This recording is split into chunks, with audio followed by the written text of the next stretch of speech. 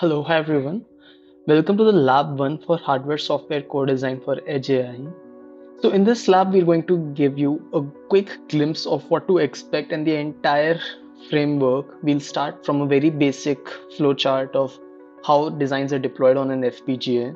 And we'll move on to more complicated designs and see how a machine learning model actually functions. So this is for you to actually follow along. All the code examples and everything will be given to you. So nothing is that you have to code. You just have to follow along these things. And setups might require sometimes a little time. So we'll try to pause the video at that time. But primarily this is what the entire objective of this lab 1 would be. So let's begin with a quick introduction about who I am. So my name is Anubhav Valens and I'm from the Department of Electrical and Electronics in BITS Pilani. I've worked as a design engineer at full chip verification team at AMD, and currently I'm finishing my PhD. So I did my PhD in Asia and India Collaborative Project by SERV. I was the lab in charge of the IoT Tinker Lab, and I've coordinated and mentored many students. I have co-instructed courses in IoT, hardware software co-design, as you'll be watching these lectures and some other theory lectures as well, MUPI and digital design. And my research topics include to real-time computer vision for autonomous drones, FPGA-based machine learning model optimization, edge computing for IoT devices, and efficient deployment of AI models on embedded systems. So in order to know more, this website it's not currently updated, but yes, you can get all this information there as well. These are some of my previous research works which I have done related to FPGA accelerated YOLO X with enhanced attention mechanisms for real-time wildfire detections on UAVs. There are a couple of other papers on FPGA as well, which I have not listed here.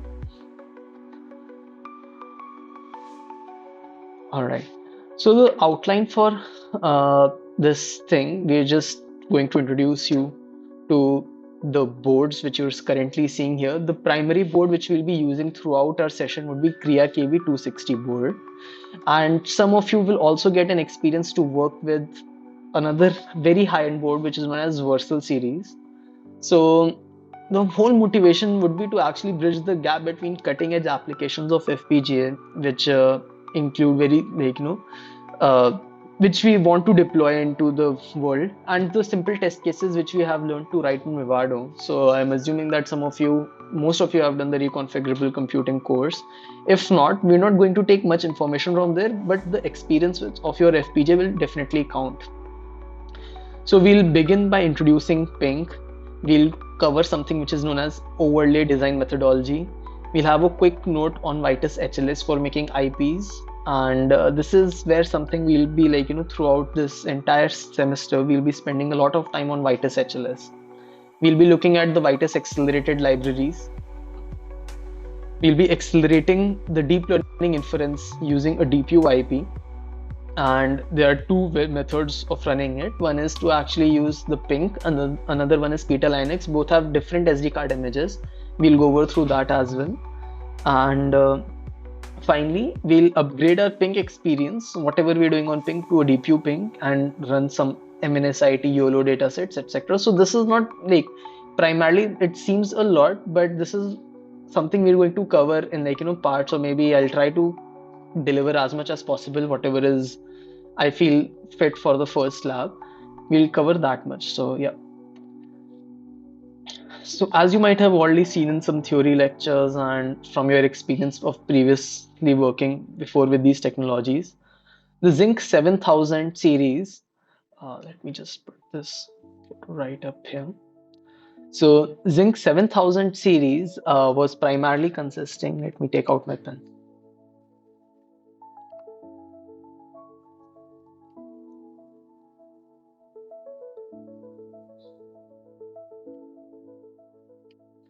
So you could see that we have the main processing system lying here and the PL part lying in this area. So the main advantage of the programmable logic is that it consists some DSP slices, block RAMs, ultra RAMs, all those things. And PS is actually the brain, the intelligence, and programmable logic will provide the power to accelerate algorithms, whatever is heavy on the system. And as we progress from Zynq 7000 series to Zynq UltraScale Plus series, not just we include a application processing unit, but we also have a graphic processing unit. In this case, it is ARM Mali.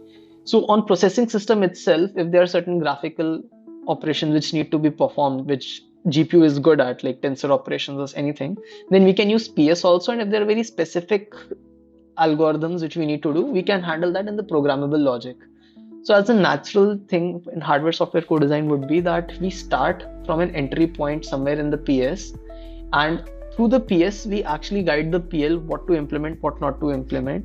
There are multiple interesting things to be utilized, like the video codec which you see. So video analytics is very difficult in PS altogether. Like, if you try to do video analytics on a computer, on some microprocessor, video analytics becomes very difficult because there are a lot of encoding things involved, a lot of things are there. But for that, we specifically have an IP which will do the encoding decoding for you, and it will do all the analytics which is required for that part. So just like that, we have some general purpose IOs, HPIOs, high density input outputs. We have for storage and signal processing, we have block RAM, ultra RAM, DSP slices. So most of these things will somehow or the other get integrated into the white design which we are using, just like DSP. So primarily function of DSP is actually to do vector multiplication and addition operations, MAC operations on vectors, which can do your fast Fourier transforms. It can do impulse transforms, like it can generate impulse signals, can do signal processing basically use with that, whether you're talking about EEG signal processing, ECG signal processing, any sort of signals which are coming, you can do those algorithms here as well using DSP. How we'll be using DSP actually would be to utilize them in doing a deep learning computation operations. So that is where DPU will come. Then finally, we have something which is known as Versal, which is the most cutting edge thing which we have right now available in the lab, also in general around the world. This is where the industry is heading also, the Versal series. It has certain scalar engines which correspond to the APU, GPU which you see here, like the scalar engines, which is basically a processing system. Then there's a platform management controller known as the PMC. Then programmable logic. So we have two other things which is known as adaptable engines and intelligent engines. So in intelligent engines, we have AI engines available and DSP engines available. Both these AI engines and DSP engines have a very particular architecture which support massive computation in a single clock cycle, and they operate on higher bit data coming in a single clock cycle. Lot of data is coming. So as we progress, we'll go into the theory, but let's just understand this adaptable engine right now is what we used to call programmable logic before. You can see here. So primarily it consists of scalar engines, adaptable engines, and intelligent engines. And whenever we make any IP, whenever we import any IP in Vivado, so inherently you're either using high level, when we come to this point where we're using high level synthesis, where we directly can write code in C, and it will automatically utilize the engines. So they will be optimized to make the designs in PL and AI engines. That is where the acceleration will come from when we do high level synthesis designs. So more on that when we come, and all of these things are connected to each other via network on chip. We'll have a separate theory session on network on chip, and it's a very interesting thing, very relevant to the industry. So let's proceed from this point. Yeah, so these are certain application areas. As we go, we'll look into it, and how we map these designs which we are seeing here to these applications is what I would like to give you a glimpse, an end-to-end glimpse in this particular session. So we'll be using this framework which is known as PYNQ framework. So now instead of going through the theory, I'll actually boot up my board, and we'll scroll through the theories lectures once, shortly we'll do that. But the focus would be actually on understanding what is this PYNQ framework and what does a base design in PYNQ look like. So let me take out the FPGA and show it to you. Primarily it would consist of a Jupyter notebook which is getting served on an operating system. This operating system would be an Ubuntu based Linux for our Kria KV260, and it will have an IPython kernel running. So this kernel, basically Jupyter notebook interacts with IPython kernel with the operating system. These three are in a hierarchy, and this operating system in turn is running on the ARM processor. If it is your Zynq 7000 series, it might be ARM A72 processor. If it is your UltraScale Plus series, it is A53. If it is your Versal series, then it's something, I guess in Versal they're using A52. I need to check once. I'll just cross check now. As we can see here that it is ARM A72 here and R5 here. Here in this you can see A53, and if I zoom in into this, it will show you the ARM core to be A73 or something, I'm not sure. My processor, Cortex. This is also Cortex A series, something it's not clearly visible here, but it's of the same application grade scale. Alright, so both these things will be integrating with each other, will be talking to each other. The Ubuntu operating system and the designs this will be operating with each other, and this will be in turn on the Zynq UltraScale Plus fabric. So let us boot up the board and see how do we handle that. Alright, so now let's begin with actually understanding what is this PYNQ framework. So as I told you, one methodology for applying machine learning models would be to actually use this PYNQ, and there'll be another methodology which we'll be using, which will be Linux. So what is the difference between the two? I'll tell you in a very simple language that PYNQ actually utilizes it. It makes the Python productivity very easy. It's an open source project, and it's Jupyter based framework. So using Python APIs, you can directly interact with your programmable logic.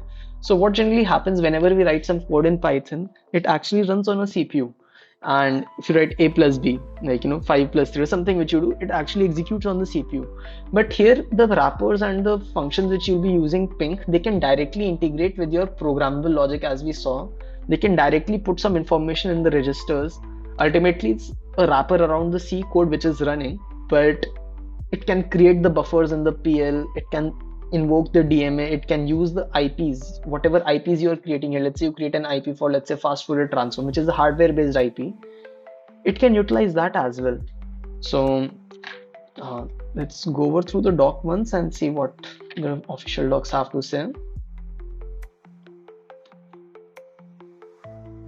Alright, so PYNQ is an open source project from AMD that makes it easier to use adaptive computing platforms. Using Python language, Jupyter notebooks, and the huge ecosystem of Python libraries, designers can exploit the benefits of programmable logics and microprocessors to build more capable and exciting electronic systems. So parallel hardware execution, higher frame rate video processing. So all these, some of the applications which you see will be offloaded from the processor memory to the PL. Whatever design you put on the PL, it will be sent to that. Whether you want to do video processing, hardware accelerated algorithms, real-time signal processing, high bandwidth IO, low latency control. So all these things you can offload to PYNQ. And there are certain boards which are available from AMD regarding PYNQ. So one is this, definitely whatever I showed you, those were all PYNQ supported boards. So we have the AMD Zynq series, which is primarily Z1, Z2. Then we have UltraScale Plus series, which supports this MPSoC series. This is PYNQ ZU board and ZCU104 board, as I had shown you. And then we have this AMD Kria series, basically Kria KV260 and KR260. And then in the Alveo series also, we are currently having support for PYNQ. For Versal, we do not currently have the PYNQ package, but PYNQ can be delivered in two ways: as a bootable Linux image for Zynq boards, which includes a PYNQ Python package and other open source packages, or as a Python package for Kria. So if you have to put PYNQ on Zynq Z1, Z2 or this MPSoC, you directly, if I just go to the boards, it will directly give you an SD card image. So this SD card image is just containing the entire Vivado design which the designers have built. They have generated the bitstream, converted that into a Linux image, and like sort of like an operating system, you can say. And as soon as you boot it up, the entire thing is written in such a way that it will open the entire it will boot up the operating system for you. It will run a Jupyter notebook on top of it, create a server, and will expose that ports and everything, and you can directly interact with those ports. So this SD card image is actually coming from a base design which we can actually make on the Vivado again. So on this Vivado tool, like whatever tool we're seeing here right now. So in the Vivado tool itself, we can make a very complicated looking design which will consist of all the IPs. If I right click and search for add IP, so in the PYNQ framework, they have integrated almost all the relevant IPs which are there required, like HDMI, audio encoding, RAM related things, LEDs, buttons, all those GPIO ports, everything which is there, they already have that on the PYNQ. So if time allows, we'll actually look into the base design, or at least a photo of how a base design looks like in the PYNQ, which is what the SD card, the entire flow, after following the entire flow, you're just given this image, you burn that image and the PYNQ will framework will start appearing for you. So these are the board's SD card images. If we have the support for PYNQ Z2, Z1, ZU in our lab, but primarily the entire focus would be on Kria KV260. So in Kria KV260, they do not directly give the SD card image. How Kria KV260 and Kria 260 are there is that you have to first of all install Ubuntu on it. And once you install Ubuntu on it, Ubuntu is like, the base image. So the base operating system. And with this operating system of Ubuntu, you can upgrade this to a DPU PYNQ experience, you can say in that way. And another way for all these boards is to actually have the Peter Linux thing. Peter Linux is available by default, and we'll come to that as well. So both these things are available. So let's all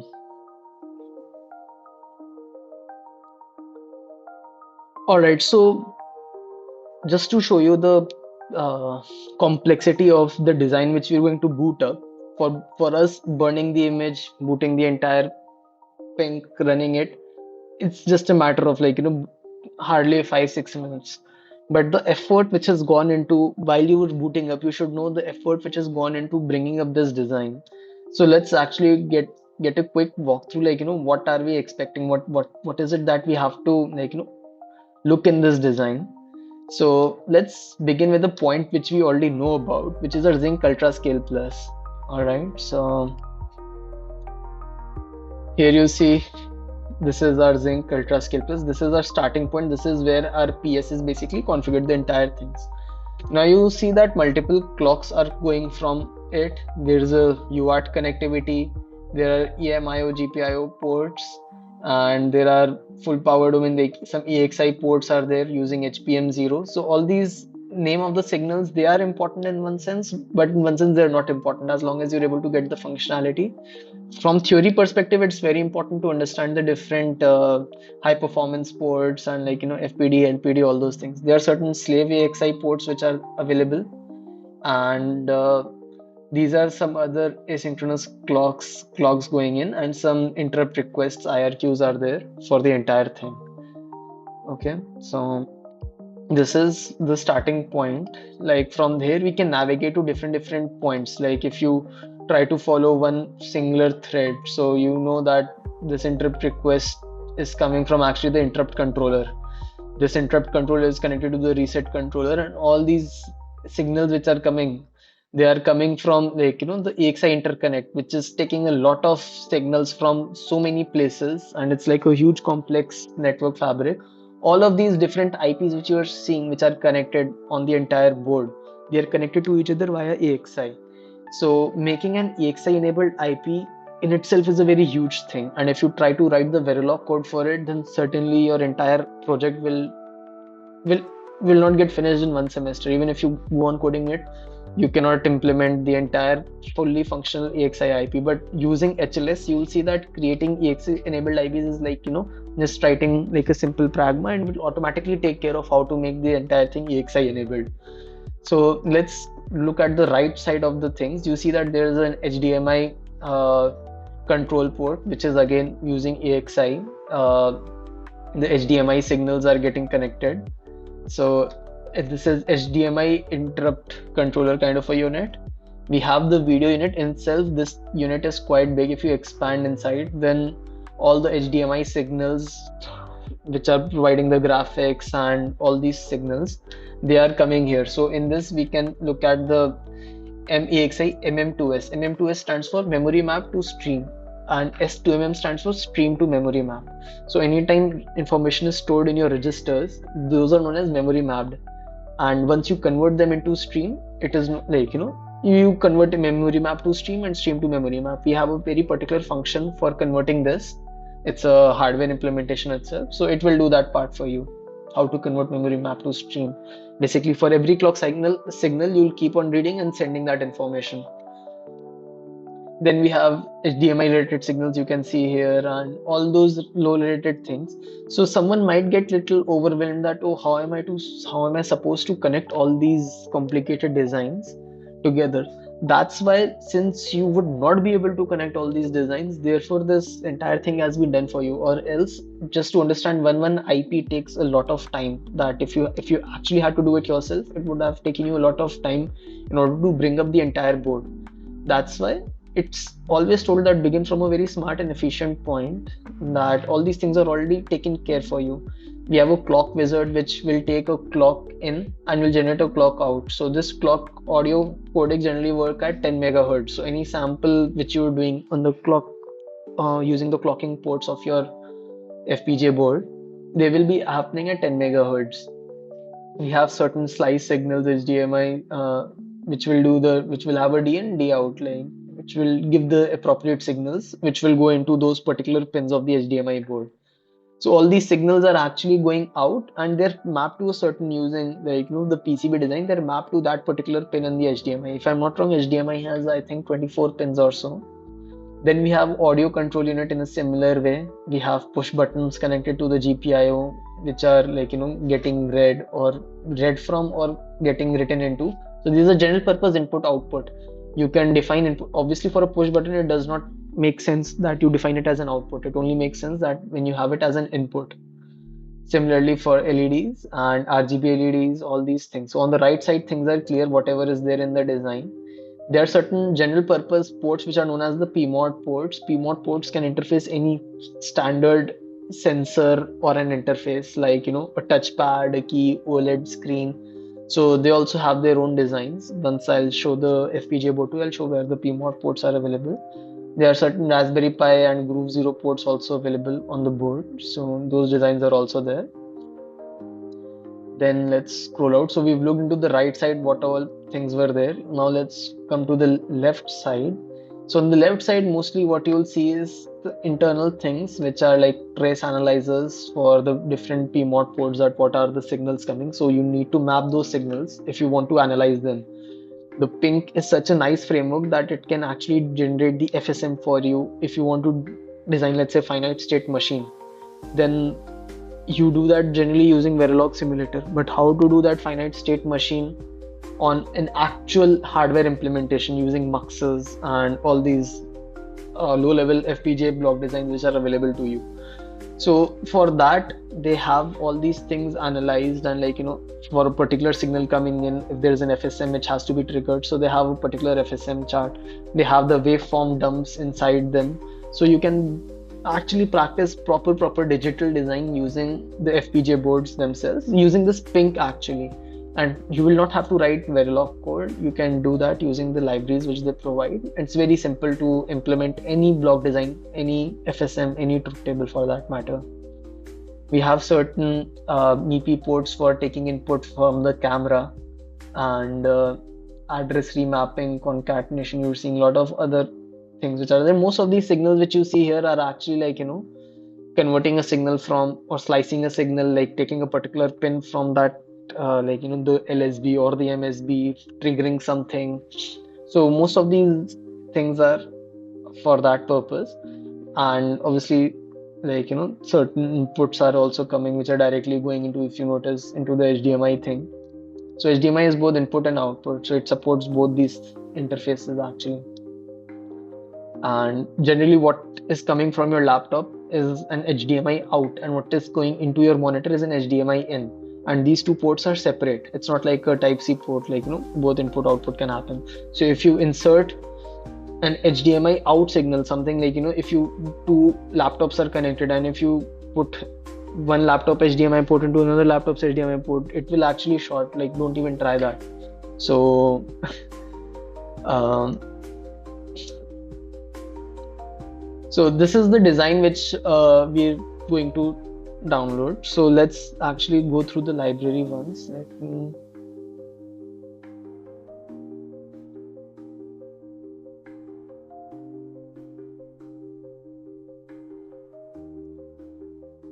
So this is the starting point. These are the documentations for this is the documentation for the entire PYNQ framework, and it will guide you through the entire thing. Obviously, the most important thing for anything is to get started.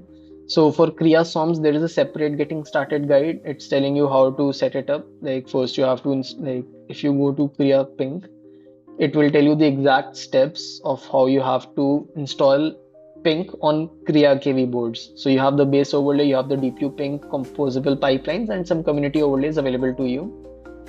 You first of all get started with the Kria KV by booting your starter kit. So if you come to this particular link, it will tell you um,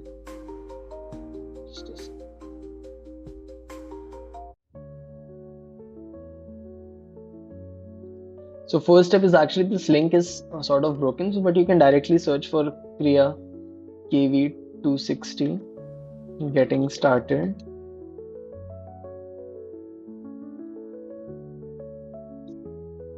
So it will actually help you getting started with Visionary Starter Kit.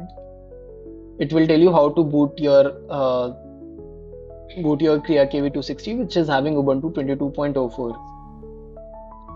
So this is the guideline which will come, and all these links we'll try to compile them and share it with you wherever these links are. But just like how I'm googling, so I'm googling right in front of you so that you're also able to follow along. That it's just that right there the information is out there on the internet, and you can scroll through that and can see the information out which is there. So this is the board. This is like how SD card image. So next is jump to SD card image. So set up the SD card image, download the Kria KV260. So if you click this link, it will take you to the Ubuntu, install Ubuntu on AMD. You just have to install download 24. So the version has upgraded from 22 point to Ubuntu 22 to Ubuntu 24 on this. So instead of following the 22, it will be everywhere. Now there are two releases, Ubuntu 24, and choose the appropriate image based on the application and the target version. So you can install this version and you can install any previous version also if you want for a previous project. So Ubuntu Desktop 22.04 also is available. It will be supported on both those things. I'm not sure which one we are currently using. I think since I downloaded the previous one, so it's completely up to you. Even I'm not 100% sure. Then there is a Raspberry Pi imager, which you can use to actually burn the SD card image. So whatever image you download, you can put that onto your SD card. And then if you are on Windows, so this is how you do it on Windows. If you're on Mac OS, you can do it. And similarly, it's just like creating this bootable SD card image. Then next is that you connect the SD card, you connect the micro USB port, you connect the USB keyboard and mouse, connect monitor to HDMI Ethernet cable, and this small camera module is there. You can connect that and you power it, and all these things will start running. So in the example which they are going to show, which is a smart camera application, all these things are required for us. Even if you just connect the Ethernet cable, you'll be able to do the entire the whole thing will come up basically, and you can get the information of how to connect with the board following these Terraterm PuTTY. I generally prefer doing it using VS Code, that but anything is fine. Once you're connected to your board, either through desktop or anything, you can directly actually do the firmware update step. So once you're logged in, you'll need to update the firmware.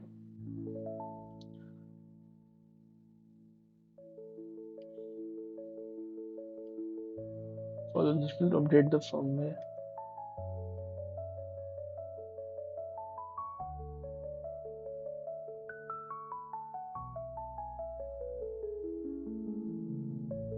Um,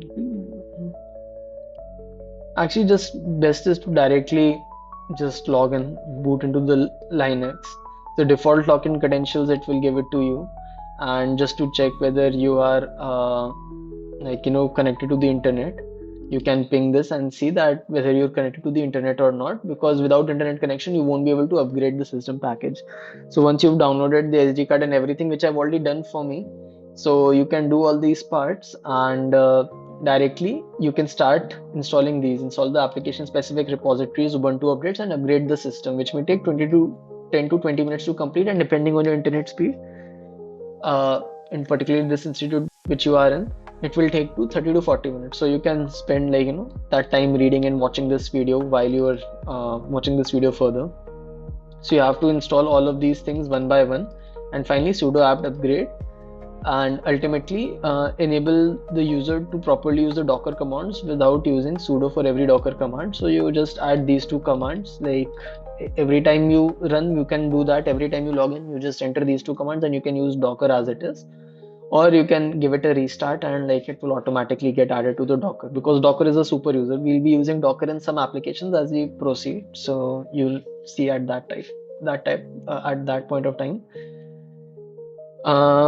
So it is possible to enable Ubuntu desktop. So install Ubuntu desktop Kria sudo reboot. This flow is only needed to be done once if you're using the same SD card for multiple applications. So now you have one SD card which is basically right now functioning Ubuntu. So if you start from the scratch, if you have the board and everything with you and you follow this entire process of updating, upgrading, putting the image and everything, it will take you close to 1 hour, I guess, for just doing this part. Once you've done this part, we'll have to come back where to the part in which we were the pink basically. Where's that GitHub link? Yeah, here it is. So once you have set it up for Kria KV260, your Ubuntu, which is fully functional, that Ubuntu in itself can be used for multiple other applications like SmartCam application and all those things, which will come later on in this, not in this lab, future lab. You can go ahead and execute these three commands: git clone the Kria PYNQ, cd Kria PYNQ, and sudo bash install, and whatever your board is, KV260, you'll have to choose KV260 in this. So now your entire Kria KV260 image will take another 30 minutes or so to whatever design I had shown you previously, this complicated looking design which was there. So it will bring up the entire image on a similar image like this onto your PL part, and an Ubuntu server will start running. So by default it will include the base overlay. So this base overlay includes supports for Kria KV260's Raspberry Pi camera and PMOD interfaces, as I was showing you in the design. So this design which I showed you was a base overlay. Not every design needs to be this complicated. Let's say that this base overlay has many libraries, HDMI, audio, everything is there, as I'm showing you here in this base overlay which I loaded. So in this base overlay, PMOD ports, Arduino headers for any particular, like this is specifically for PYNQ-Z1, but you can look at the base overlay for any like PYNQ-ZU, PYNQ-Z2. This one which I was showing you was for PYNQ-ZU. So HDMI in, HDMI out, line out, mic, LED switches, all the IPs which you were seeing before were related to this only. The trace analyzer signals, interrupt controllers, interrupt pins, all these things which we just now saw in the design, it's primarily this. And yeah, trace analyzer.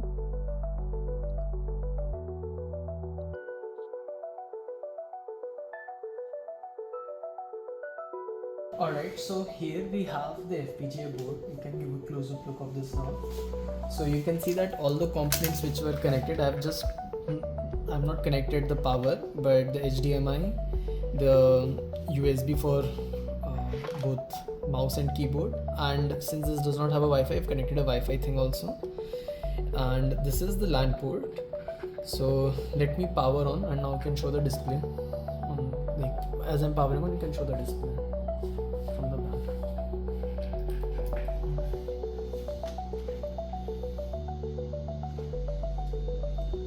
So this we have booted up now, it's started, and you'll see that certain things on the OS will come up here, and directly we'll log into the Peta Linux. So what I was explaining to you before was Ubuntu thing. But there is another flow for Peter Linux, and we'll see that Peter Linux.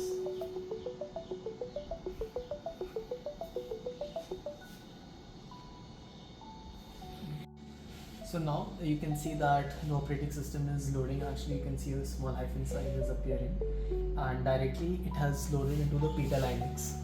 Now this Peter Linux will give you the entire, like, how it has access to the terminal, so you can do pwd, and obviously all of this is like purely raw thing. So this Peter Linux, actually we'll later on see what we'll use this Peter Linux for, and it has like some terminals are there, and opening to file manager, file browser is there, so everything is looking very old school, and it's like as if you're back in 1997. But point is that this Peter Linux is not meant for GUI based applications. It is not meant for actually doing your operating systems like Windows or Mac. It is meant for something different and specific. You can take notes on it. So it is meant for something different, and that how you can accelerate something on your PL. That is what the primary Peter Linux thing is used for. And as we'll see that we'll deploy certain machine learning models on this, and this Peter Linux just by single command can actually send that information of the image or the video to this to the PL and can accelerate the entire thing. But for now, we can let's just burn the Ubuntu image. So I have already things burnt up with me. I won't spend time on actually how to do that. That's given in the tutorial, and you just have to follow it along. But this SD card right here, 64 GB, it has Ubuntu inside it, and it is upgraded to PYNQ. So let's boot this image up. Pause.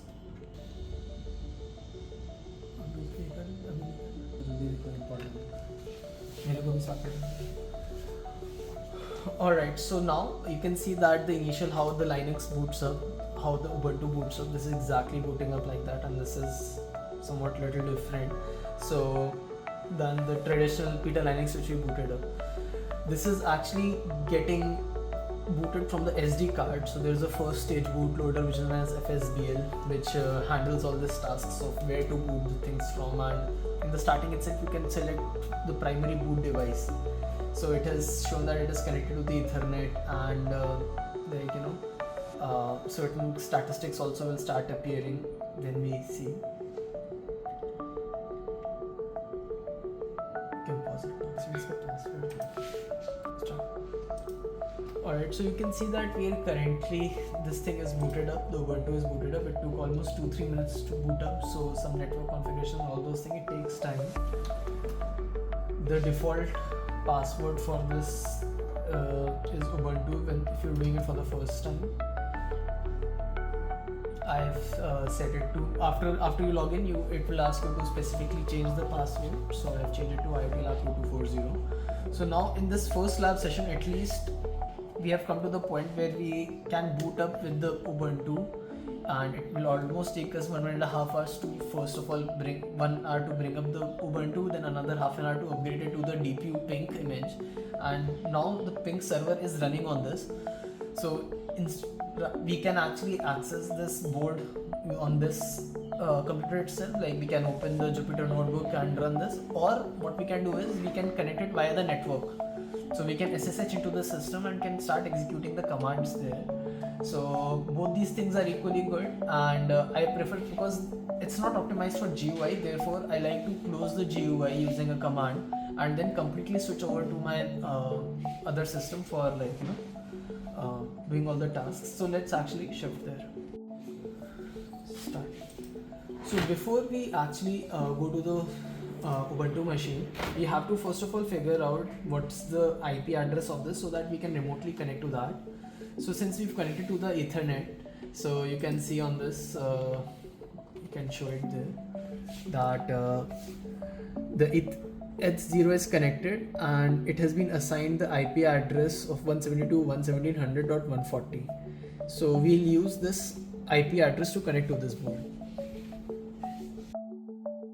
All right, so now we have this, we have SSH into this using VS Code. For that, I've used the Kria Ubuntu. So last time, just before this, I'd showed you that the IP address which this board is having is 172.17.100.140. For you, it might be something else, and you can just assess, like, you can just go into the terminal and see this, or if you're using, let's say, uh, Ethernet router, like, router or something, you can go inside the router configuration and see what the IP address it has assigned to this board.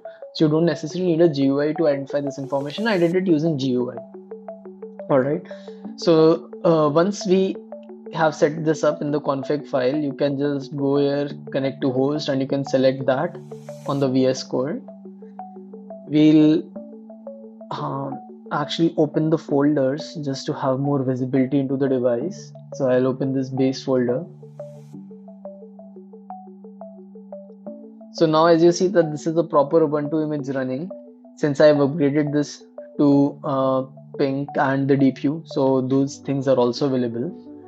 And I can even enable, like, if I am running the terminal, I can execute any command on this Ubuntu board and it will execute. Like if I'm trying to run a SmartCam application or something, this will function fine. SmartCam is something which we'll do later on.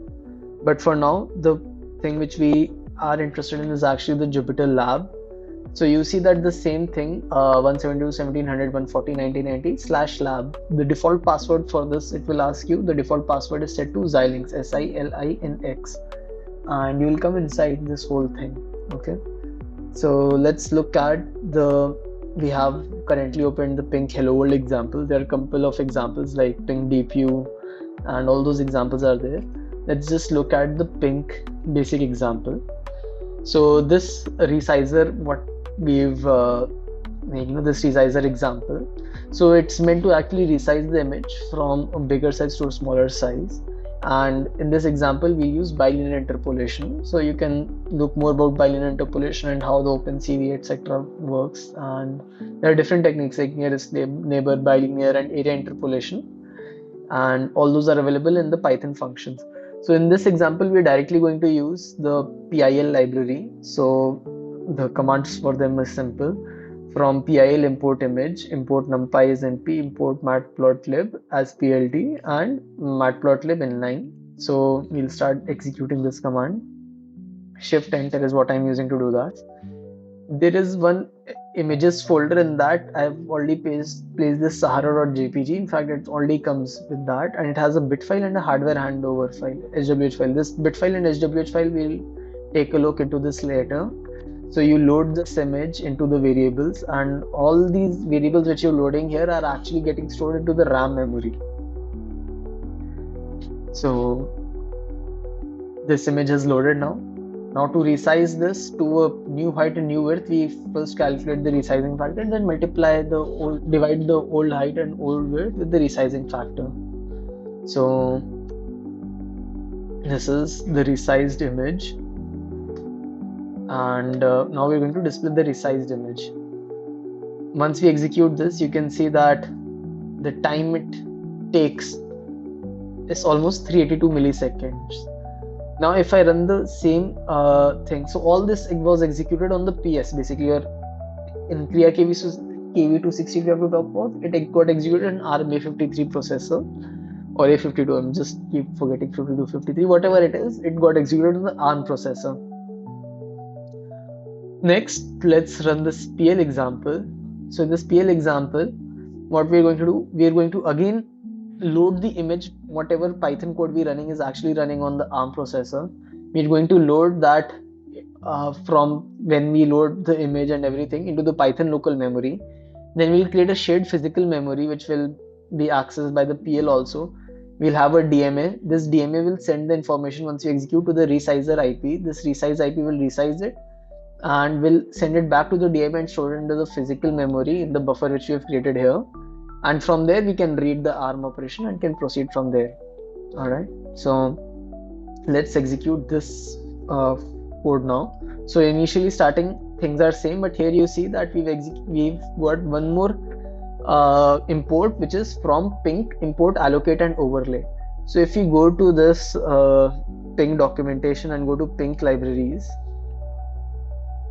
so these are the overlay tools which you will see, and the one which we are interested in, you'll see that overlay library is there. So from ping, import overlay, and it will help you actually put any bit stream onto this. So you putting base.bit.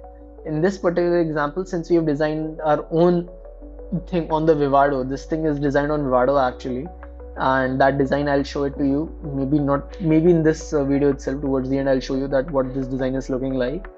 But that is the resizer.bit file which is coming from this particular implementation of the Vivado, and we're deploying that. So let's execute this. It's already available resizer. Once I have made the design on Vivado, I can put these two files, .bit file and hardware handover file, HWH file, onto the same place where I'm running the IPython notebook. And now you might not be able to hear, but as soon as I pressed enter, this whole design got deployed onto the PL. This entire design got deployed onto the PL, and the fan also started to rotate in the on the actual board out there. So here what I'm going to do is I'm going to create two objects, DMA and resizer object. So from this design, overlay design, I'll pick up the name of the IP which I've used here is EXI DMA0 and resize axle 0. So this IP is called as resize axle 0. This is the name given by me in the design, and the EXI DMA0 is the name of the DMA IP. So we'll take the instances of these two IPs, we'll create objects of these. These objects will be used to actually interact with the IP and ask for it for the information. Now create an image object using PILN software. So once we execute these two things, the image path, the original image, all these will get loaded into the Python local memory. We'll display the image to be resized using simple PS, which it is doing right now, and it will do that part.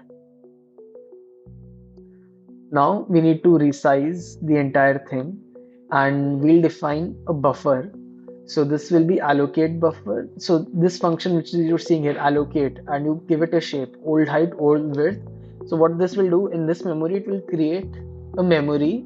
It will create for you int 8. So each pixel we're assuming is of 8 bits actually, and it's unsigned integer which we're going to store. So old height, old width, and 3. 3 stands for RGB, because there are R channel, G channel, and V channel for this old height, old width. So whatever this image which we have right now in this variable, which is known as which is this variable, take size, I am show original image. This is the name of the variable which is carrying this original image. Variable is somewhere here. We'll load that into here. Now let's just try and execute this.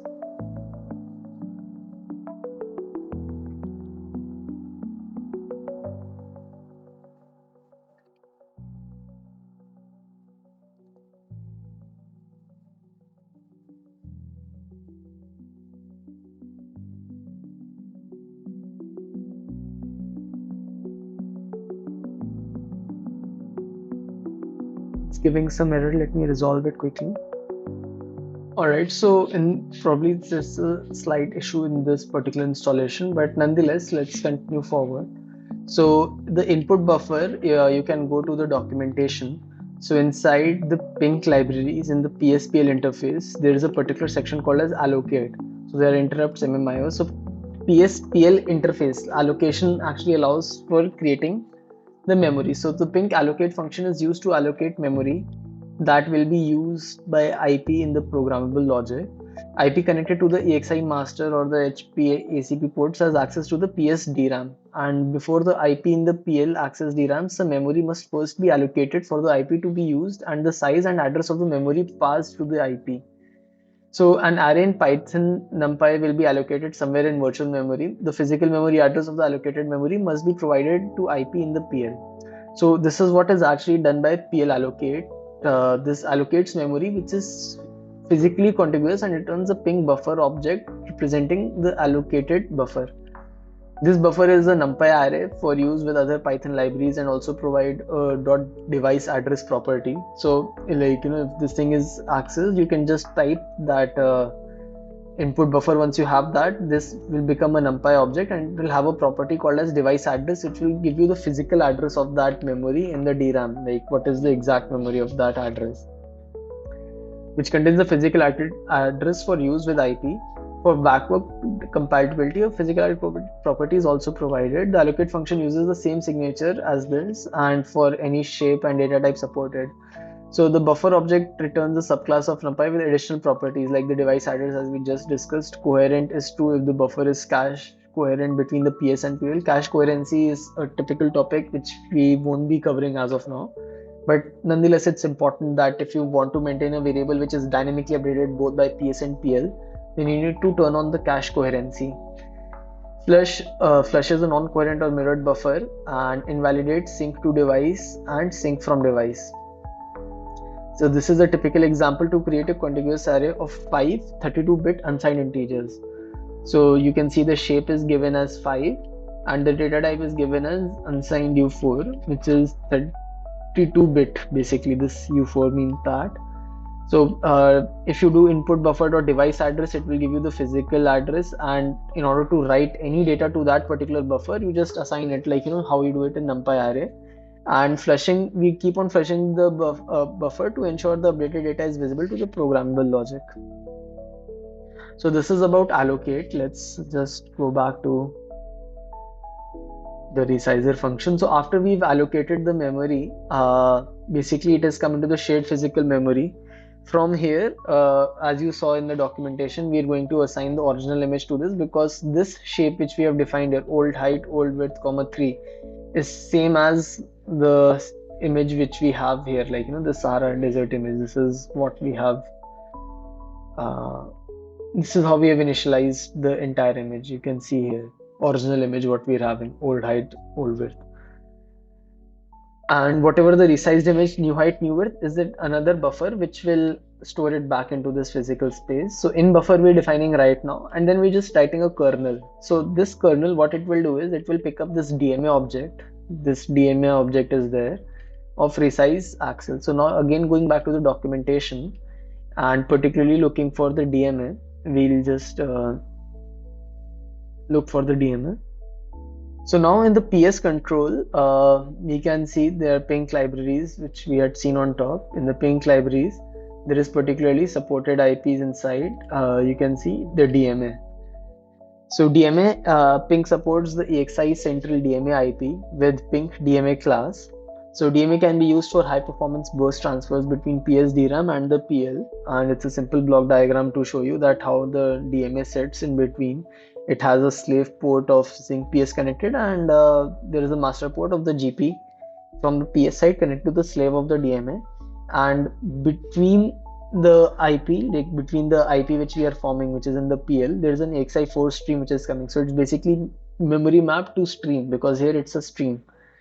So the DMA has an EXI light control interface and a read-write channel, which consists of an EXI master port to access the memory location and a stream port to connect to an IP.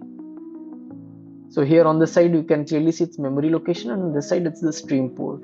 The read channel will read the PS DRAM and write to a stream. The write channel will read from a stream and write back to the PS DRAM. So whatever DMA IP you do, it will be either MM2S or S2MM.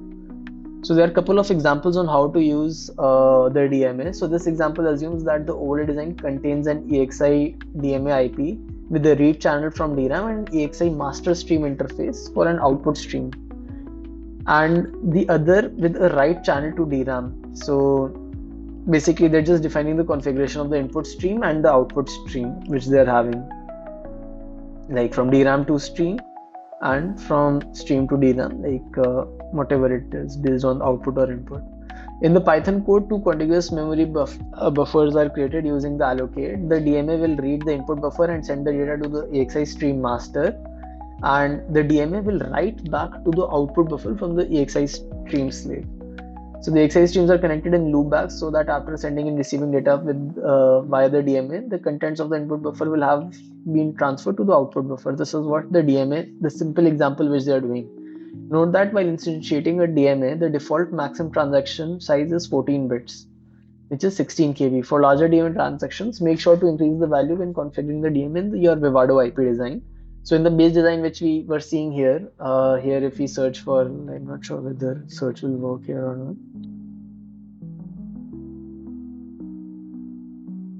It's not able to search here, but Here the DMA IP which is there, which we have instantiated, that DMA IP, that is 14-bit by default. So in the following example, let's assume the example.bit contains a DMA IP block with both send and receive channels enabled. So here we have from PYNQ import allocate, from PYNQ import overlay, example.bit, you have formed some example design. And then just like how we did the overlay design, the AXI DMA is the name of that. You pick up that and store it in the DMA object. Now you define an input buffer and output buffer, and for I in range 5, you define the what you're storing in the input buffer. Now the task of the DMA is to actually, from the input buffer which is there in the RAM, to read that into the DMA and again transfer it back to the output buffer. This is what we want to do in this example design. So it's basically memory map to stream, and whatever is there in the stream again is sent back to the memory map, but this time it's there in the output buffer. So we'll define the send channel and the receive channel. So send channel is definitely whatever the DMA has to read, which is this basically these input buffers, which are set of contiguous memory arrays. So this we are defining as input buffer. The receive channel we're going to define as the output buffer. And the first step is that we'll transfer all the information. So the send channel dot wait will actually send all these, will wait until all these things are transferred. Once it is transferred, we'll wait till all these things are received. So now the output buffer, if you print, it will contain this 0, 1, 2, 3, 4, 5. So DMA IP in general is much more complicated than but using the PYNQ, you see how easily we actually did a transaction from the RAM, shared RAM to here. So the same example we're following here also. The DMA is there, the resizer IP is there, and the same thing is we are going to run here the send channel in buffer. We're going to create a receive channel out buffer, but instead of directly outputting, what we're doing is once we enable the receive channel, we're going to write this on this resizer IP. There are set of memory maps which we have. There are set of registers which we are having. So the first register which we are having is 0 cross 10. So you haven't seen the RTL of this resizer IP.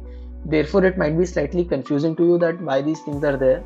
But this is, you can just assume that as a designer, I have made the design choice that at the register offset 0 cross 10, I'll store the number of rows of original picture, and the register offset 0 cross 18, I'll store basically 8 bits after 8 bits, the number of columns of original picture.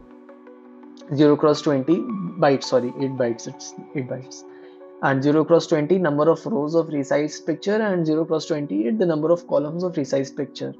We also need to set up the DMA IP. So we've stored using the resizer. So this resizer I had created on the top using this, if you remember, resizer. This is the IP. This is how I'm referring to the IP.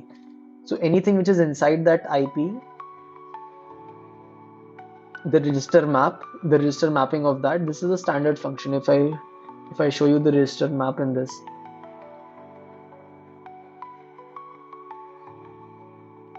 so register map is a standard, like it's available in overlay tutorial what this register mapping will do. It just exposes all the registers which are there I have defined in the IP at the time of creation. Alright, so the register map dot source rows, I can assign the value using this, whatever the register map function, and the name of that function. Old height, old width, new height, new width. And this particular thing, there is another register which is 0 cross 0, and in that I have set my control bits to 81. If you write it in binary 81, it will signify a particular register, and as soon as I'm receiving that and those particular bits and the configuration of this resizer, it means I just need to start function. So I have just defined this as of now, I haven't run it. So when I call this function run kernel, after defining all these things, it will actually execute, and once it is executed, I'll be sure that my out buffer, by the time this thing gets executed, receive channel.wait, it will contain the updated design. So only thing which is remaining in this puzzle which you've not seen is this resizer IP's RTL, and maybe in some next video we can show, but you can directly use this without knowing for sure, just by understanding what is there in the registers. And if we time it, then it's actually coming out to be lesser than what we had seen when we were doing it in software. And obviously, we need to delete the buffer and the, like, free all the contiguous memory buffers, or else it will get filled up very quickly.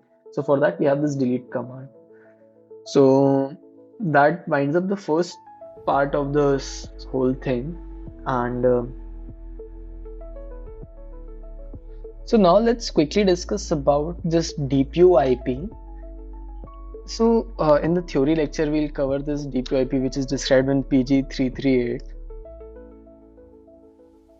So this is the DPU IP which we are using, and obviously the details about this is mentioned in these docs as well. Let me put my frame here. So this is the Vitis AI thing, and you can go to specifically, let's say, since for the Versal we use this board, we have VK280. For that we use 3.5. For the other boards we are still using 3.0. So we'll look at this particular DPU IP. So let me actually read through this content and explain to you wherever it's required. The DPU is an acronym for Deep Learning Processing Unit, a vital component of the Vitis AI solutions. And this perhaps older term can refer to one or several potential accelerator architectures covering multiple network topologies.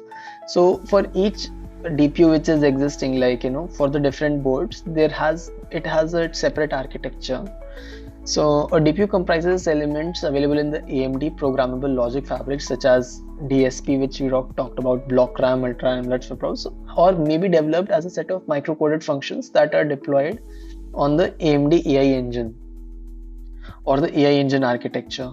This part happens in the when we do the Versal thing. This thing, AI engines are used.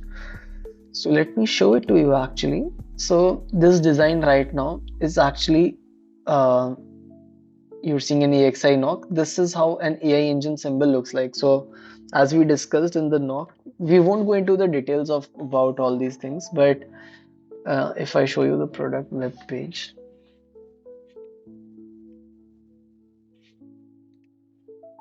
So this is the Versal AI engine IP that configures the AI engine array interface. This array is connected to the NOC and to the PL through tiles that are located in the AI engine interface. This IP allows the specification of the number of EXI4 streams and memory mapped EXI interfaces with the respective width and direction. So basically, like, there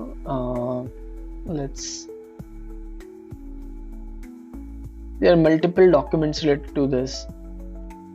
Like, you can go over through this AI engine logic core, or designing with Versal AI engine, designing with Word and design flow. So DSP applications, there are a lot of things actually, like, primarily 1, 2 and 3, designing with Versal AI engines, architecture and design flow. So I'll just quickly show it to you, but more focus we can spend actually.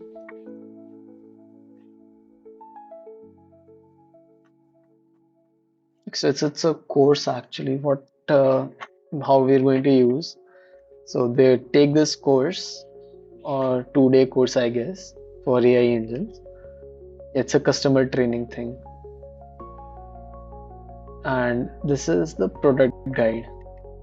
So this will open the docs. Whatever training they do, they make from these itself. So how the core block diagrams are actually connected, and IP symbol, AI engine symbol, which is existing, the different interface ports which are there. So this is the product specification, the complete specification, and this is AI engine IP HDL wrapper architecture.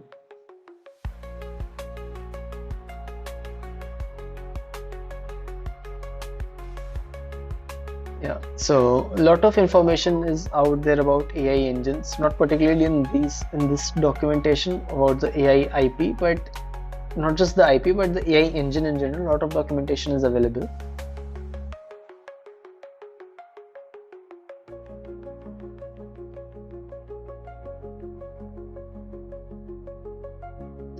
So let me actually show to you the different design now. The DPU IP which we are using. So I'll go to KV260. I'll open block design.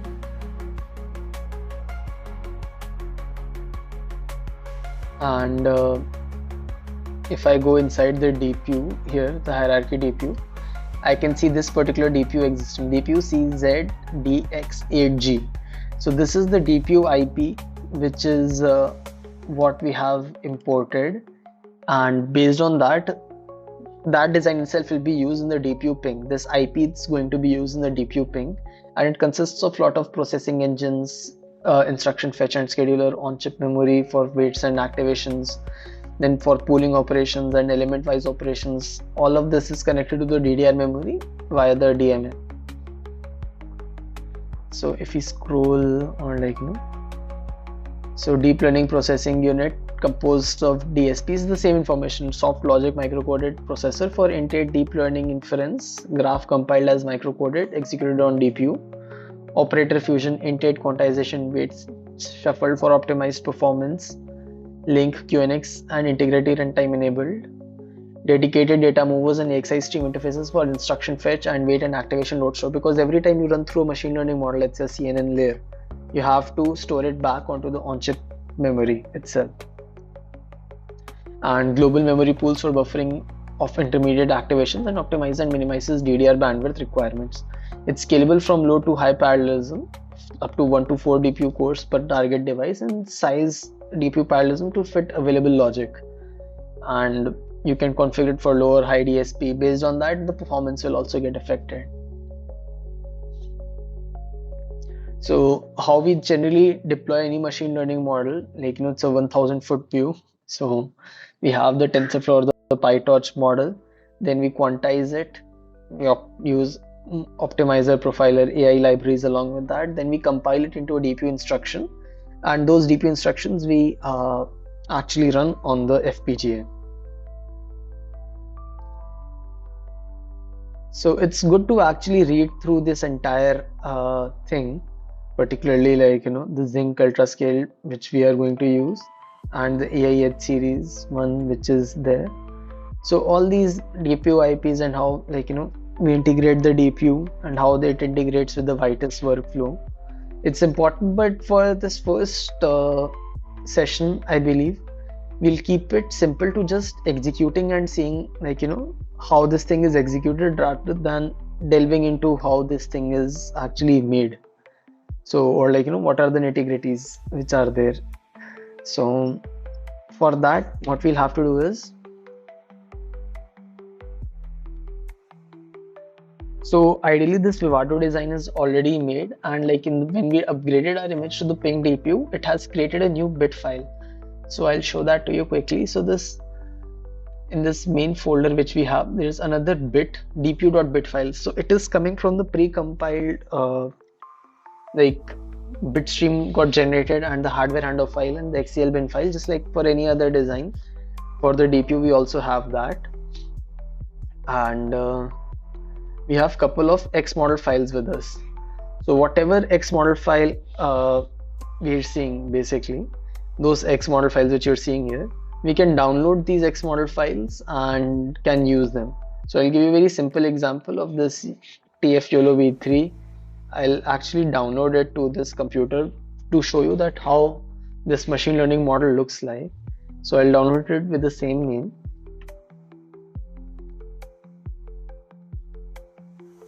And then there is this visualizer for machine learning models, which visualizes this entire thing. It is known as Netron.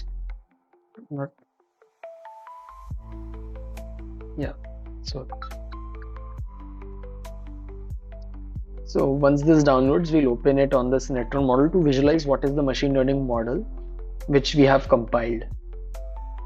Alright, so this has got downloaded. I'll just click on open model and I'll select this X model. So now you see that how to interpret this whole YOLO X Nano thing, and it's a very straightforward standard architecture, nothing much complicated about it. So at the starting, at the onset itself, we have the inputs defined. So input is of a tensor of format x int 8, and the dimensions of this image are 416 cross 416 cross 3, and the number of uh, parameters, like totally defined, are mentioned here. So next we have the upload button. Like next we begin from this point onwards, that we have the convolution 2D fix, and there is a leaky ReLU, and you can see this entire machine learning model. Basically, we are not going too deep into the machine learning model for this course. We rather focused actually on understanding that how do we implement a machine learning model onto the FPGA. So I just now downloaded this entire thing, and primarily what this whole architecture is doing is, in the end, like if you keep scrolling, you'll see a lot of convolution layers and element wise fixing, all these convolution layers. If I show you the architecture of YOLO X Nano, it looks something like this. So you have the input, and you keep on decreasing the layers, like as you see multiple operations which are happening there. This image is not getting loaded in HD. Alright, so you can see that, like in this particular implementation of YOLO X, they have chosen 640 cross 640, but in our implementation we've chosen 416 cross 416. Now that is something which is variable. So as you can see that there is a focus layer, the dark layer, the dark 3, dark 4, dark 5, and all of these are actually going into a particular, it's a complicated machine learning model, and the entire thing is basically like it's predicting head. Like there are 3 prediction heads which are available here. So this is what exactly we are doing even in this model. It's a little simplified version, but the exact same thing which you're seeing there, all these connections which are happening from one layer to another layer, and finally all of them going to a prediction head. And from this prediction head, so first output we have here from the first prediction head, from the second one we're having here, and from the third one we're having here.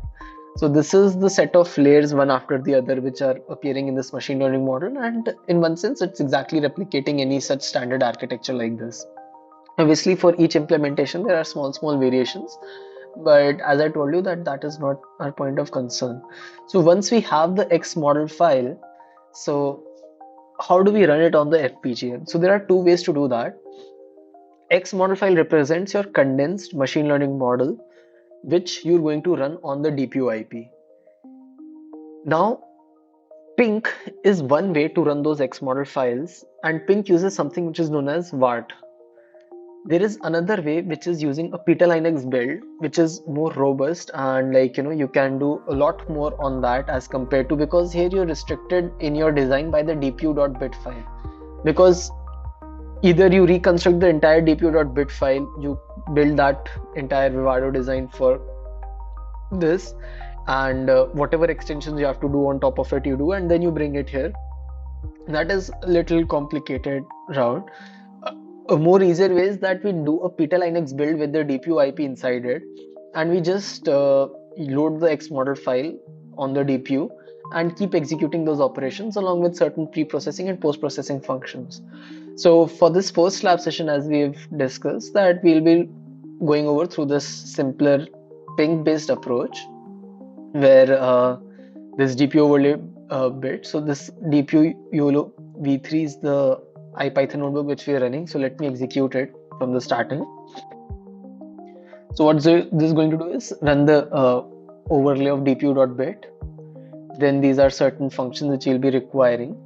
So the load model function will actually, this is available, this function is made available to us by the DPU itself, and the load model method will automatically prepare the graph which is used by VART. For the KV260 board, you may see TLS memory allocation errors if CV2 gets loaded before the loading of the Vitis libraries. So make sure to load CV2 first in these cases. So CV2 we have already loaded, so that should be fine.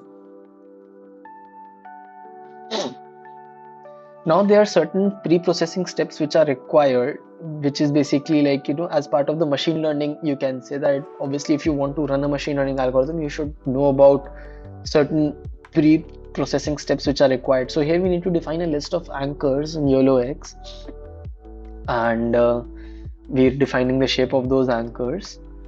And next we are defining a function called get class. So it will simply tell us, like, classes path, class names, whatever the image we are sending, it will just tell us the class name of that. So we're executing this. Then we have number of classes in classes name. So all this data set is actually available to us inside here, like, you can see that VOC classes, whatever the classes are there, they're defined in this text file. So here we are going to classify aeroplane, bicycle, bird, bottle, bus, car, dog, horse, all these things are there. And you can pick up any of these images that you're seeing here, like any of these images you can use for the classification. So, but first we have to load the information of those classes in the text file. So based on the number of classes, we have defined the class names, and the number of classes is there. And then resize image with unchanged aspect ratio using padding. So these are all image pre-processing steps, which are letterbox image, like you trying to define something. And we also define a few functions to post-process the output after running a DPU task. So these are the pre-processing steps. So these are the pre-processing steps which we discussed above, and these are some of the post-processing steps, like get feats, which is box xy, box where box confidence, box class probability.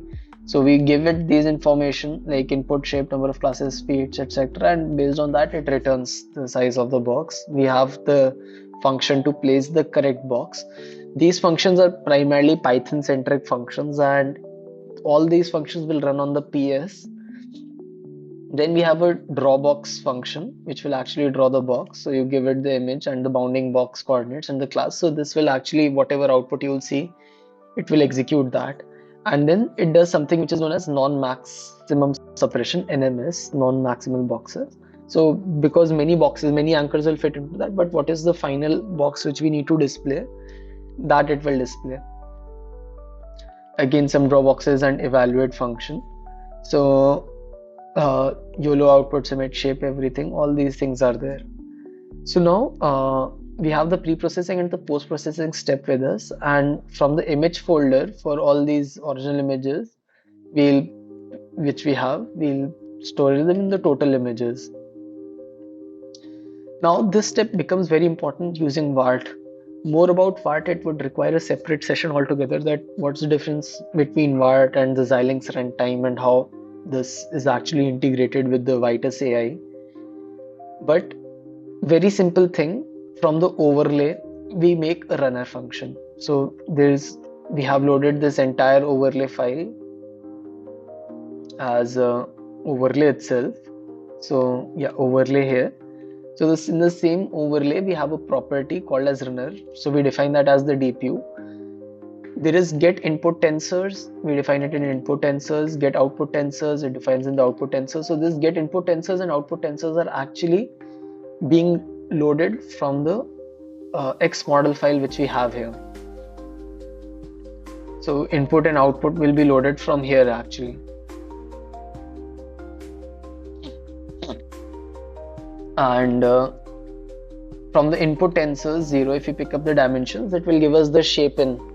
And since there are 3 prediction heads, so what we have to do is output tensors first 0, 1 and 2. So for each of them we have to note down the dimensions and convert it into a tuple. So this will give us the shape out of the 3 prediction heads: 13, 13, 75, 26, 26, 26, 75 and 52, 52, 75. And so we are defining something which is known as output size 0, 1, 2, and we can define a few buffers to store input and output data. So the input data, the buffer for that image will be definitely corresponding to the shape in, And for the output data, since there are three, so we have to define shape out 0, 1 and 2. It's an array. Everything is inside a list basically. And then the input data 0, whatever is there in the input data 0 as of now, that we'll define it to the image. So finally, we've come to the point where all the pre-processing things are defined, all the post-processing things are defined, DPU is instantiated, and the buffers are in place. Like, we have all the things with us. Now, what we need to do is actually go ahead and execute the DPU. So for that, for each run, so the execution of the DPU is just happening in this part. Like, we'll send the data to the DPU and just wait for it. That is how, like, all the X model file which is getting loaded, that will automatically get taken care of. So we just have to fetch data to DPU and trigger it. That is the only two things which we require from the perspective of machine learning model. Rest everything is pre-processing and post-processing, and is in this particular example is everything is happening on the PS side itself, what the function which you're writing. So you can say that only the DPU part is getting accelerated, rest everything is still happening on the software side. So for that, we take the input image and whatever is there in the image file, like, we load the original images from there. We do the pre-processing step, input image.shape and input image.nparray pre-process. We call this pre-process function with the input image and send it the dimensions which you want to resize it to, because this is what we're expecting.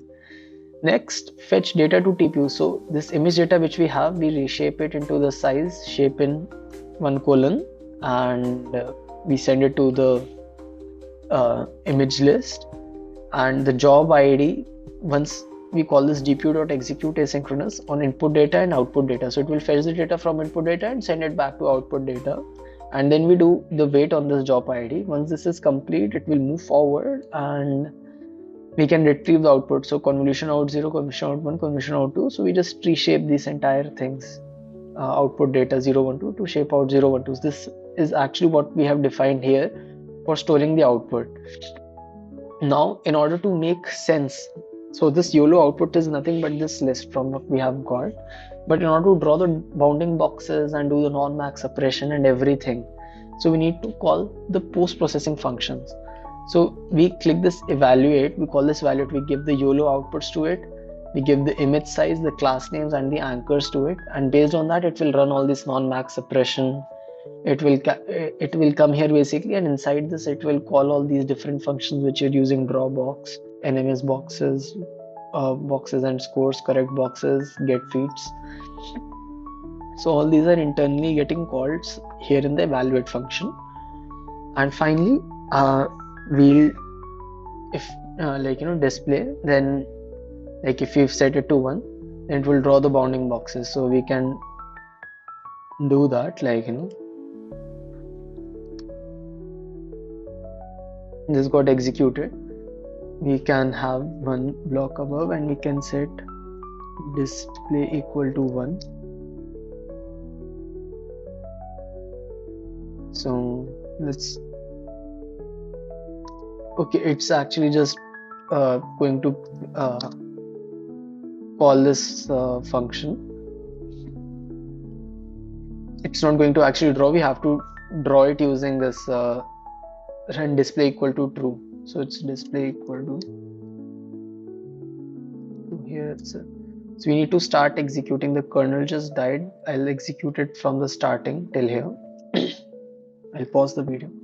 Yeah, so everything got executed. So if I run 1, it's showing this. If I run 2, then obviously some error is coming in this, because it detected both these things with confidence interval of dog and cat. If I put 0, then person, motorbike, chair, so it detected multiple things. So naturally, like, as we progress, as we make our machine learning model more advanced in terms of its pre-processing, post-processing, what we're putting inside the architecture, these things will keep on reducing and it will keep on giving us better and better results. So this is how you actually run the complete machine learning model on this FPGA. Now, one last thing which is remaining actually to understand before we close, obviously this has been a huge lab session one, and I don't think that generally in any course in lab session one so much content is covered, but that's what the intent was, to actually show you a glimpse of the entire thing which we'll be covering. And definitely there is more to it, but one thing which is very important and it is remaining is the how we generate the X model file actually. So let me give you some information about that.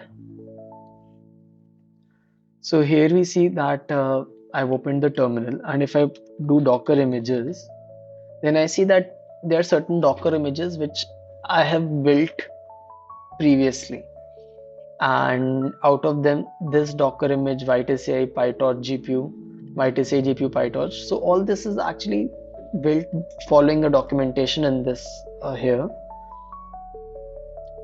So in the quick start guide, like Zynq UltraScale plus that, how to set up the host. So it tells you exactly step by step that you have to git clone this repository, and then you need to install Docker. Then you need to pull the Docker. If you're using CPU, you need to do this. Since I'm using GPU, I'll set it up slightly differently. We need to go inside the host install instructions, and there we'll see the option of CUDA capable GPUs. This is the one which I'm using. You can use CPU only with no GPU acceleration for generating the X model file. But as I said, that the focus will not be on generating the X model file, other than executing and understanding and building, the Vivado designs with all the IPs coming in from the HLS. So, but I've done all these steps just to show it to you that I've done all these steps: Docker install and verification, and then I've done this part, git cloned this thing, and then I've built this entire Docker image for the PyTorch on CUDA. This is the ROCm example, and this is the CUDA based example. So I executed this command docker build.sh. This is a script which will build the entire thing for you. It will install all the PyTorch, TensorFlow, all the specific things related to accelerating them on the hardware.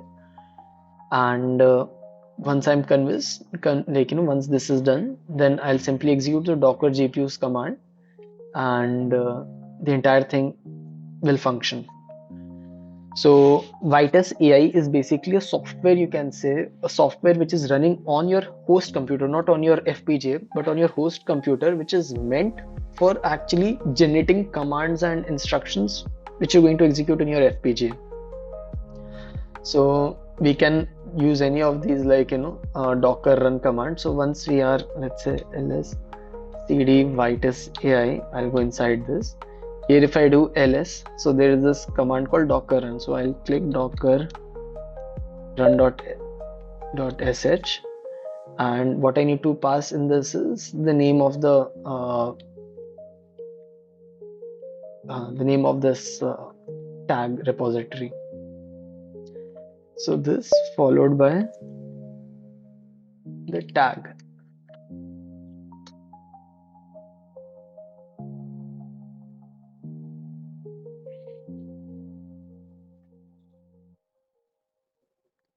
So all these libraries are huge, but you can see that the Vitis AI has started to work in this, and it is a GPU based thing. If I do NVIDIA SMI inside it, I'll most probably be able to see the NVIDIA GPU, which is RTX A4000 in my case, running.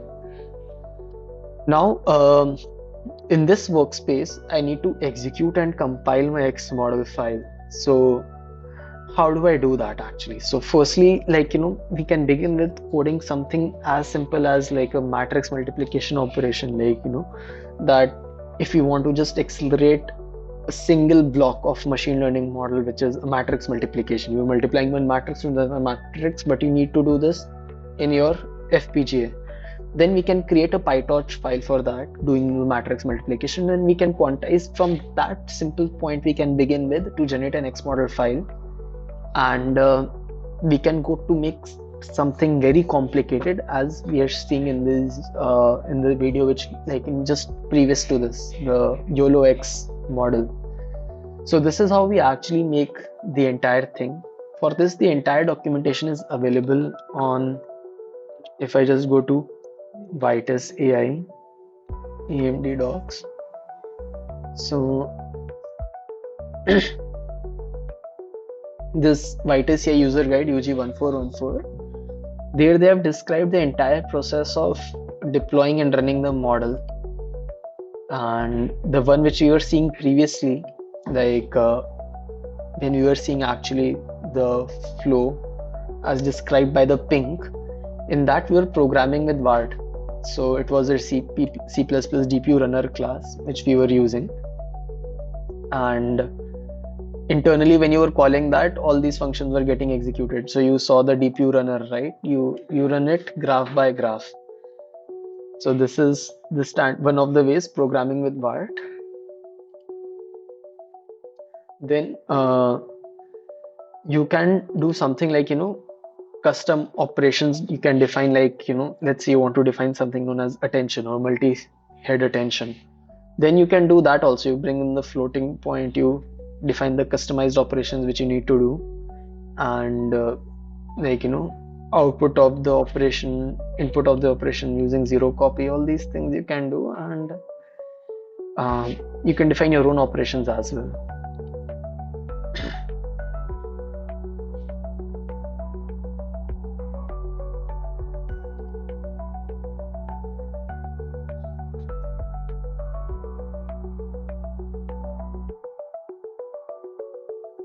We have something which is known as Vitis AI profiler, which basically tells you how much time each of these operations took inside, like, the subgraphs, which different things which are executing here, how much time each of them took while you were executing, and what was the throughput and the DDR transfer rates which were coming during that time.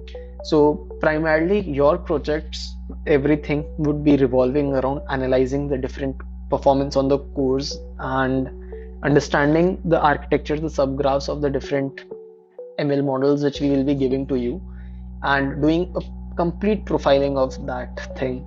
And yes, but the entire things which we are going to discuss and use are primarily contained in just 4 documents, which is UG1414, which is Vitis AI user guide. Then some part of it is in PG338, which is, let me actually type AMD in front of it, which is this documentation right here. And then there is one more user guide, which is 1354, which is Vitis AI library user guide. So this Vitis AI library is somewhat different from this Vitis AI user guide. So this is Vitis AI user guide, and this is Vitis AI library user guide. In library, we have a different way of functioning, that all these things you're seeing, they're at different levels of abstraction. So depending on which level of abstraction you are working on, so at that level you'll have to follow the flow for that particular level. So if you're following something like, let's say, the runner class, how we were doing, so that is a very API 0 level thing. If you're picking up something from the graph runner library, like Vitis AI graph runner, create graph runner. So if I show you the Vitis AI GitHub repo, so all these things is what we're going to be exploring throughout the semester in the labs, and this would be the emphasis. Some of the lectures you feel like, might feel that, okay, lectures, something else is going on, but in the labs there'll be a constant theme which we'll be exploring, and labs is what will actually give you really industry relevant skills which will be very useful for your later on industry life as well. So if I go inside the source folder and I show you these individual things, Quantizing runtime, like, Vitis AI source code. So Vitis AI runtime. So this Vitis AI runtime is something which we were using previously in that DPU thing.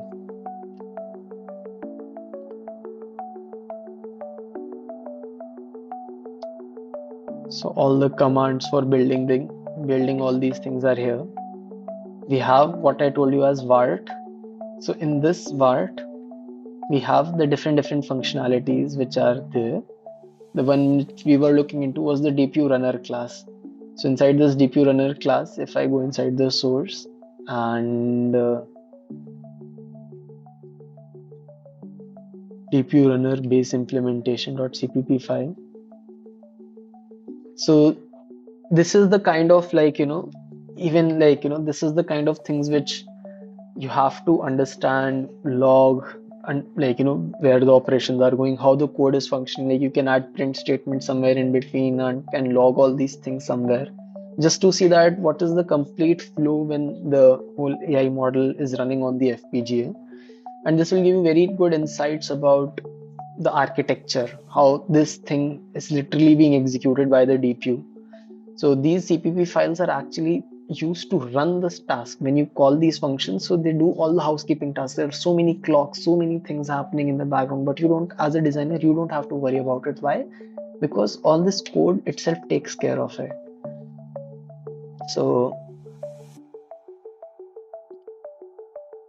in the Vitis AI library folder, also inside the examples, you'll see a couple of examples which are ready for you to run, like YOLO X Nano. So these are using actually fundamentally, let's say that if you go inside this samples for the YOLO X itself,